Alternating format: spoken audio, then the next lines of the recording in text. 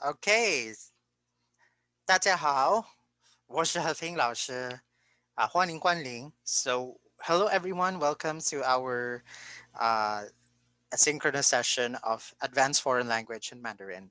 Hello, I am Kenneth, Sir Kenneth, your instructor for this course. Hello everyone. So, we greet everyone from the Georgie Ilagan International Schools under the Study for Work program and the international programs. We are glad to be with you here in this YouTube premiere video. So we are your comments, please. I want to see your comments there on the chat box over there. If you're on under PC, that's over here. If on your mobile, it's over under here. Just uh, press the button live chat that's over there at the bottom. All right, so welcome to our session today on this video about Chinese culture. We're still continuing our module on Chinese culture, and we're glad to continue the discussion on Chinese culture as we learn the Mandarin language. Okay, so let's go to the slides over here.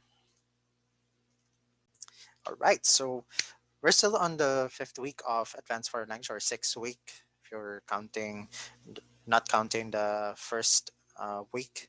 No, so this is our uh, Advanced Foreign Language in Mandarin. We're still on our third module, which is about Chinese culture. For those who are watching from the Study for Work program, 大家晚安. No, so good evening, everyone.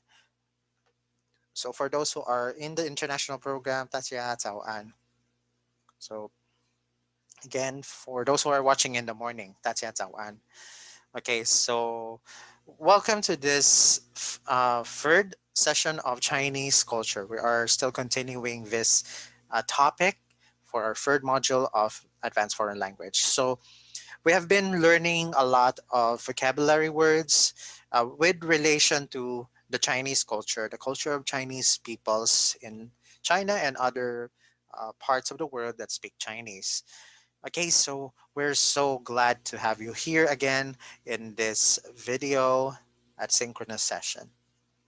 So now uh, we're still continuing with our objectives of identifying important elements in Chinese culture, part of developing cultural awareness while learning the foreign language. Okay, so we're starting with the art of China. All right, so again, throughout this session, we will show you vocabulary words that you must understand. No, you must take note because these are words that connect to these parts of culture of Chinese culture. Okay, so this is the first word we will learn. Okay, so number one is the word art in Mandarin Chinese, 艺术,艺术. Again, 艺术. So that means art in Mandarin. So 艺术, that means that this means art. Right.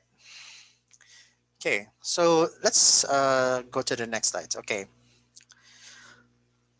Chinese civilization, like we have mentioned in the previous lessons, even back in basic foreign language, we are emphasizing that Chinese is one of the oldest civilizations in history, and the civilization in itself has retained most of its culture even today, most of its ancient traditions. Beginning over 4,000 years ago, it is still the oldest continuous culture in history. So, in the midst of modernization and globalization, Chinese traditions still remain within China and other parts of the world. Okay, in terms of art, what are the characteristics of Chinese art? So we need to remember that the Chinese are believed to invent paper, porcelain, and woodblock printings. Some Westerners might claim they invented paper, but most of the ancient archaeological findings tend to prove that China, the ancient Chinese people, have invented these materials. Chinese artists have captured the beauty of nature through paintings like fans, books, scrolls of paper or silk. And the Chinese has also produced sculptures and ceramic objects from terracotta, stoneware, or porcelain for religious purposes and to honor the dead. So let me show you some examples of Chinese art that have been iconic in the past few centuries. Let's start with the Terracotta Warriors, or in Mandarin Chinese, you pronounce this as Bing Ma Yong, Bing Ma Yong, Bing Ma Yong. Okay, again, these are the characters, and this is the Mandarin pronunciation and the translation, or appropriate or approximate translation of this. So this is the landmark found in Shanxi province in China, where you see it is uh, dedicated to Emperor Shi Huangdi. This is made in around 210 BCE. So originally these are painted terracotta warriors, and because of uh, maybe years of neglect or uh, these were buried underground, the the colors have been faded, but the forms or shapes of these warriors have still remained. Here are some other pictures of the army of Shi Huangdi, the Emperor Shi Huangdi. As you can see, these are not just warriors depicted in armor, but also horses and their cargo whenever they go into battle. No? Again, these structures, these sculptures are dedicated to the emperor to basically honor the dead emperor Shi Huangdi. Okay, so those were the terracotta warriors. Next, we have what we call a hanging scroll painting. So in Mandarin Chinese, you call these guazhou, guazhou, guazhou. So you might encounter these paintings or works of art that are like hanging from two stems. Then they are scrolls, then but they are hanging vertically. So usually they contain either calligraphy or these types of art that uses charcoal, or, and sometimes they're made of paper or made of silk. So this is from Fan Quan, Travelers Among Mountains and Streams. So this was made in the early 11th century. So this was a hanging scroll painting, and it was made out of silk. So again, Chinese styles of art um, more or less evoke scenes of nature, scenes of the beauty of nature and its surroundings. Another example is from Zhou Zhichang, Zhou Qichang. These are our hats giving alms to beggars. This is made in 1178 CE. This is also made out of silk. So also Chinese paintings tend to also depict some religious figures, religious artifacts like Buddha or Tao or Confucius and all these other philosophers in Chinese culture. And also everyday life can also be depicted using art, using these scroll paintings.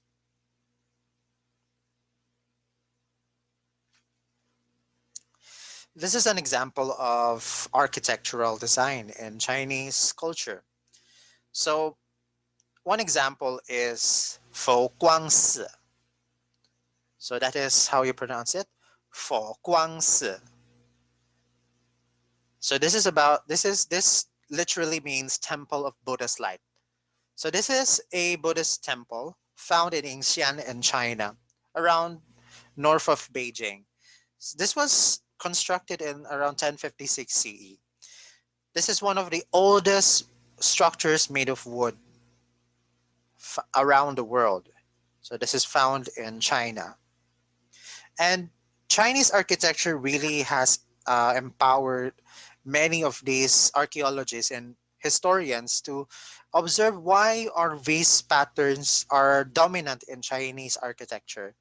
You know, the rooftops are very exaggerated, and the lines and all these elaborate designs of these certain architectural designs in Chinese culture, based on principles of ancient Chinese geomancy, or what we call feng shui, or also some religious reasons for constructing these buildings. Okay, another sample of Chinese art is what we call Tao Ci.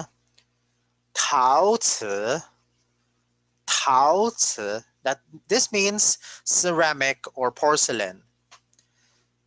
So during the Ming Dynasty, you get these types of urns or vases. So one of the characteristics of Ming or Ming style pottery or ceramics is the white, blue, blue color over white, and all these elaborate designs. So what you see, this white and blue porcelain.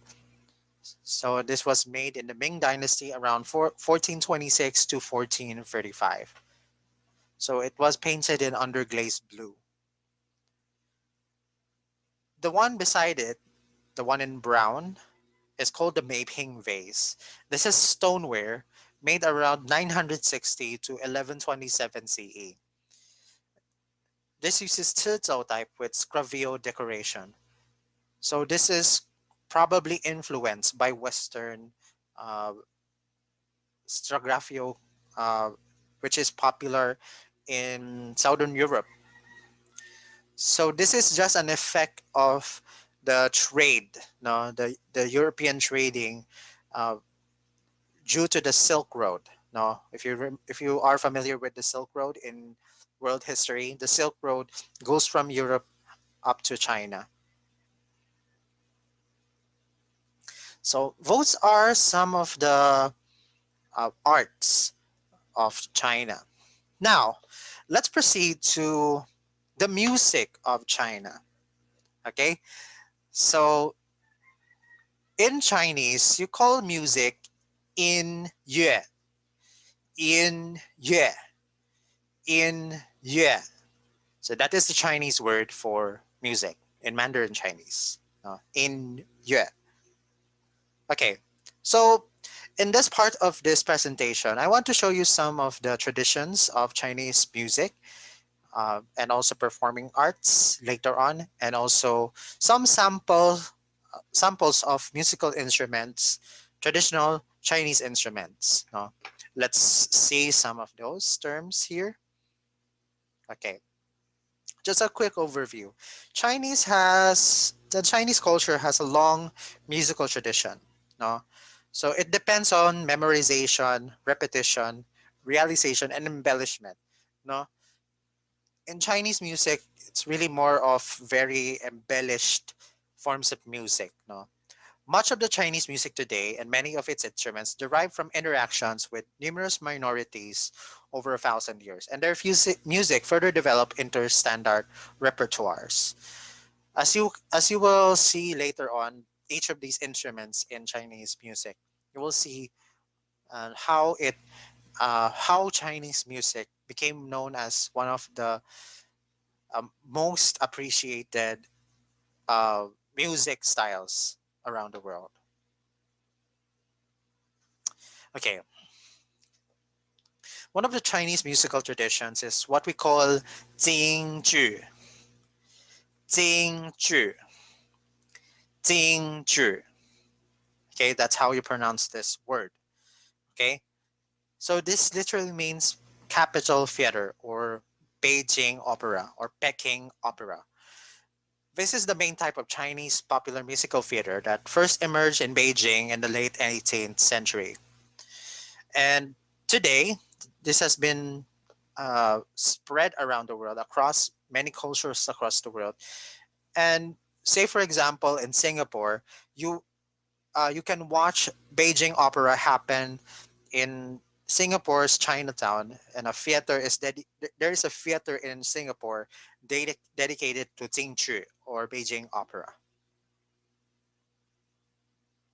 So let me watch you a sample of Beijing Opera and see, let's appreciate this particular art form.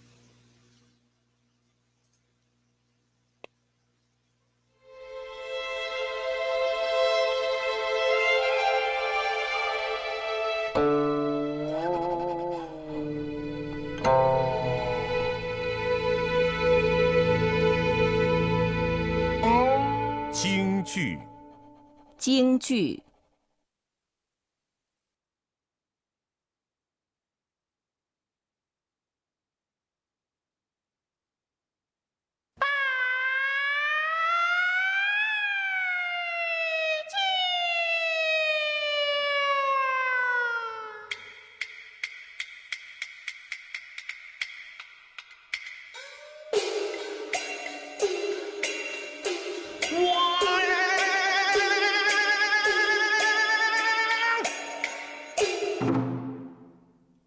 京剧, or Peking Opera, is an ancient performance art with a history of 200 years.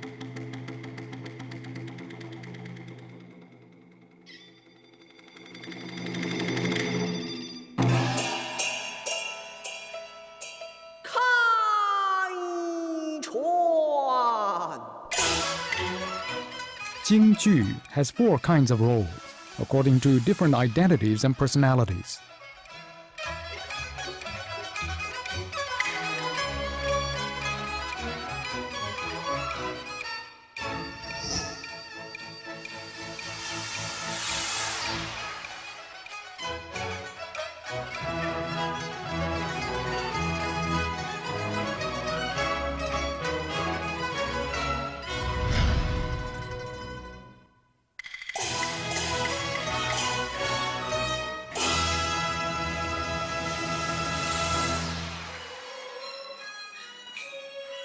The lyrics of Jingju are performed by singing or rhythmic speaking, accompanied by dozens of musical instruments.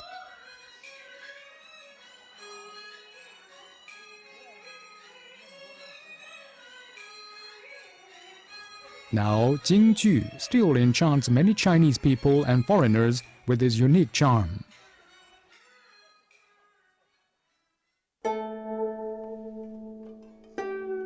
京剧，京剧，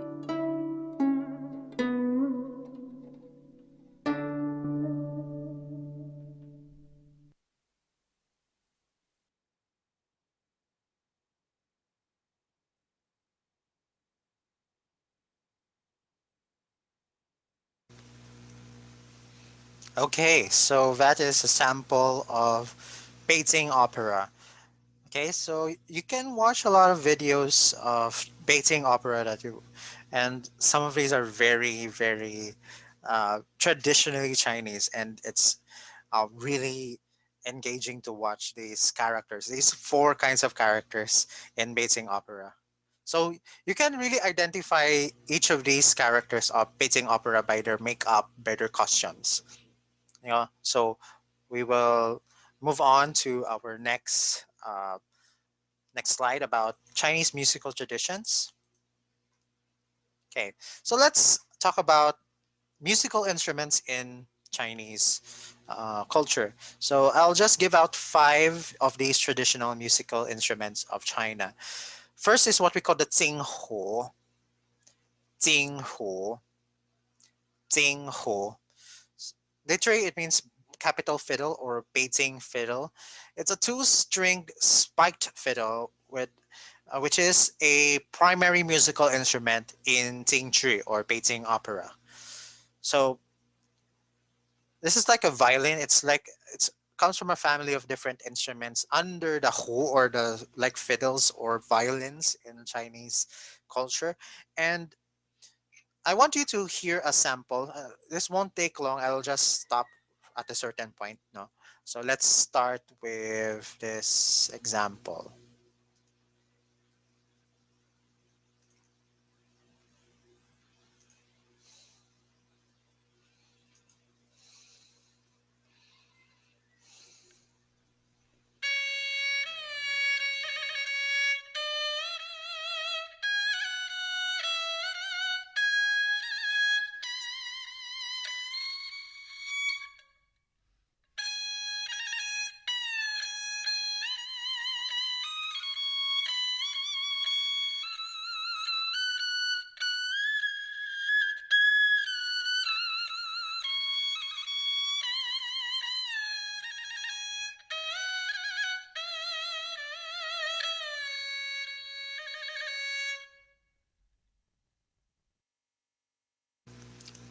Okay, that was the Ting Chu, or the Chinese fiddle. Okay, let's go to the next slide. So, so you can see, you can hear like the quality of that particular instrument, no, or the of the Ting Chu or Ting Hu, wherein because it's very, it's much like violins, but it's more uh, sharper. It's really spiked in sound, no, and it really sets the tone of how you would hear Beijing Opera. You will hear these uh, string melodies of the Jinghu. No, very operatic sounds of the Jinghu. Let's go to the next instrument here. Okay, the next instrument is Erhu. Erhu. Erhu. It is one of the most important instruments in Chinese culture. Um, this particular instrument, it's like again a violin or a fiddle, but yes, it's sometimes translated as the Chinese violin.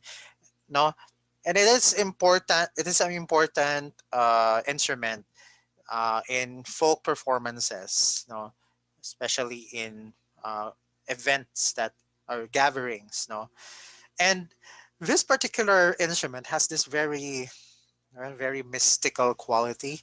It can perform like chirping sounds, bird chirping sounds, like, or sometimes it can like mimic a horse's sound. Yung yung yung diba? When you hear a horse neigh, something like, yes, neigh. When you just hear the neigh of a horse, you hear this particular quality. The erhu can also mimic that, and probably also the erhu can also like evoke a certain emotion whenever it is played. No, it's like like very sad, very, very mystical, very, what do you call that, very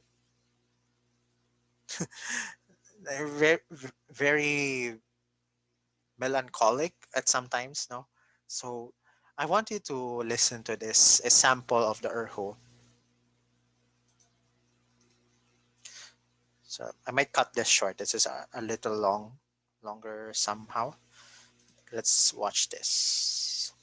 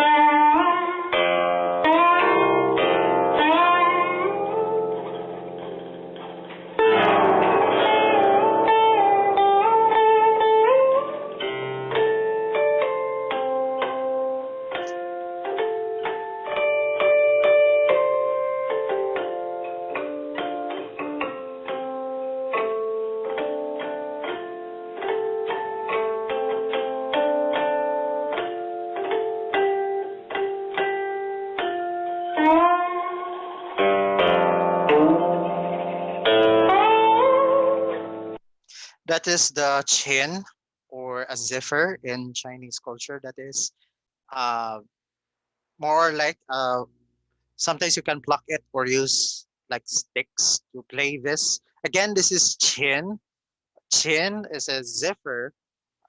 It's a similar to a zither in Western cultures. It's mostly revered again, mostly revered by the educated class. And again, you sometimes hear also this in Beijing Opera as like a percussion accompaniment to the Jingho. All right. So yeah, uh, this is again a seven-string instrument. So if you have any questions or may have some thoughts about the music that you just heard, all of these topics you just heard, again, the chat box is over there. Um, if you have problems hearing me or something like that, just let me know. Okay. So, or yeah, or if you can't hear the audio, it's okay. Let me know. Let me know. Sige, sige. Uh, thank you for those who baka di ako narinig or what. Sorry po. Anyway. Okay. Next we have what we call the pipa. Pipa. Pipa is a like a guitar or a lute. No, uh, check the size. It's really large. It's a fretted lute with a bent neck and a pear-shaped body. No, it's like a guitar, or it's more of a lute. No? And this is also like one of the main accompaniments in Chinese opera and also in folk performances. Um, and sometimes now, even today, they are now like do renditions of modern music using pipa, and it's kind of amazing. Here's a video of a celebrity playing the pipa.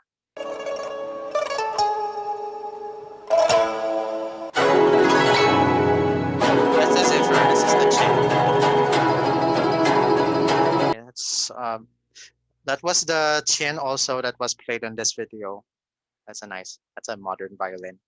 All right. So anyway, you can also hear some of those pipa renditions in some YouTube videos. You might want to research on that.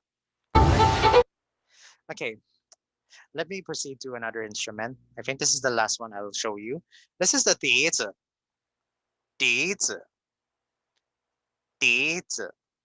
Okay, this is the flute, Chinese flute, of Chinese bamboo flute.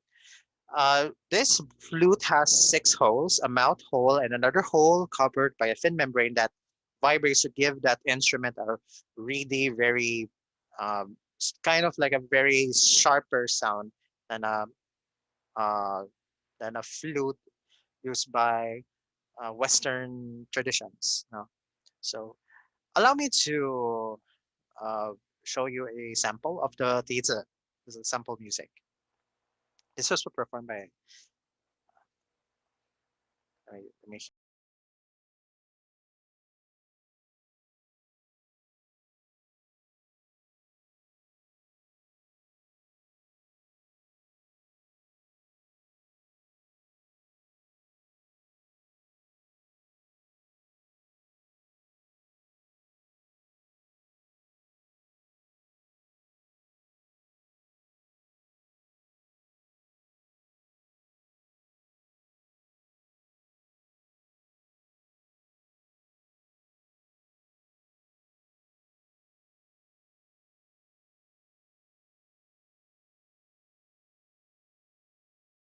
Okay, so that's just a sample of that music. Anyway, you can watch the whole video if you want to. Anyway, so those are some of the sample music that you might want to appreciate on this vase instruments. Again, so those are the Chinese musical instruments over here. So, all right, let's proceed to another form of Chinese art, which is dance. Okay, so the word for dance is 跳舞. 跳舞, 跳舞. That's how you. That's the word for dance in Mandarin Chinese. Okay, hopefully you have been enjoying the rest of this presentation. Also, we'll also appreciate some of these dances here later. Okay, let's proceed to the next slide. Uh, Chinese traditional dance dates nearly around 5,000 years, and it continues even today. And these dances are really much appreciated around the world. And in Chinese dance, the performers use their body to communicate thoughts and feelings with ease and grace. And uh, most of these Chinese dances are uh, sometimes elegant, sometimes they are very uh, somehow cute. If you see children perform dances like very traditional, no cultural or tribal dances, no, it seems really no graceful, very flowing, no. And one of uh, the the points here about Chinese dance is there are four types of dances in Chinese tradition. First is ceremonial. Um, Ceremonial dances are usually done to like pray for harvest to the gods or maybe to Buddha or to Tao or to Kongzi or the gods, no, to bless the land for a bountiful harvest. Second is dramatic, to commemorate, to report historical events like wars, like love stories, or um, historical events about the emperors, no, during the imperial periods. No, that's how they depict some of these dances. Another one is martial, to demonstrate fighting techniques. No, so more or less, if you are familiar with wushu, it's a Chinese martial art that uses swords, these weapons to demonstrate fighting techniques. No, and dance is also a part of wushu. Also, we have another type. It's agricultural. It's for celebrating nature and work. No, to somehow depict the harvest and you uh, plant the crops for harvest. They also depict this too by dancing, right? Okay, so one of the uh, one of the best known performing arts in dance in Chinese culture is what we call yanko, or in Mandarin you uh, pronounce this as yang yang. So that's how you pronounce that in Mandarin. It's yanko dance, but literally it means rice sprout song. Um, Mainly because the dance in itself it merely no, mainly depicts how a rice seed of rice sprouts into this crop and it becomes a crop for harvest. It is a traditional theatrical dance in China. Using ribbons, this dance began as a performance for royalties or in this imperial period. It later developed into a folk dance that is performed during harvest festivals and other celebrations. Again, Yanka or Yanko, ribbon dance. Okay, I'll let you show you a sample of the Yanko or Chinese ribbon dancing.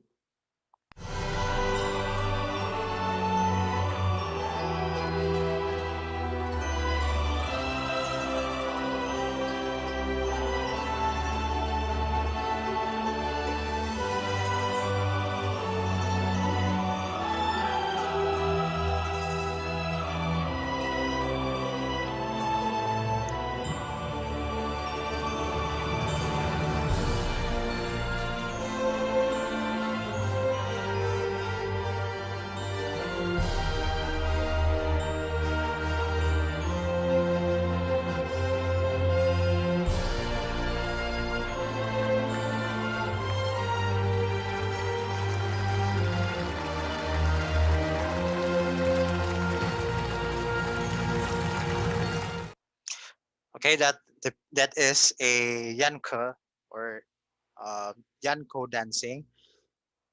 So it actually now incorporates gymnastics and also ballet at some point. No, it has some it brought to influences to ballet dancing and also gymnastics. for example, the Yanko dancing. And sometimes you can actually see the influence of Yanko or ribbon dancing to gymnastics. Uh, Even today, in as a sport in the Olympics, they also perform is some sort of a ribbon dance as a gymnastic performance as a sport. Uh, that's a good thing. Uh, an influence of Chinese culture. Let's move on to some of examples of modern Chinese dancing dresses. Uh, Again, not only it incorporates some of the like the tribals or regional traditions, no, of Chinese clothing, if you remember in our previous lesson, no? So also depicts these legends or these styles of art that have been dominant in Chinese opera and Chinese performance art. So let's give you some sample images here. So this is like a tribal regional dance. If China has a lot of tribes, and uh, if you are observing such dances like this is usually done during like agricultural or harvest periods. So they will usually wear these types of clothing. These many tribes of China wear these. Another example here.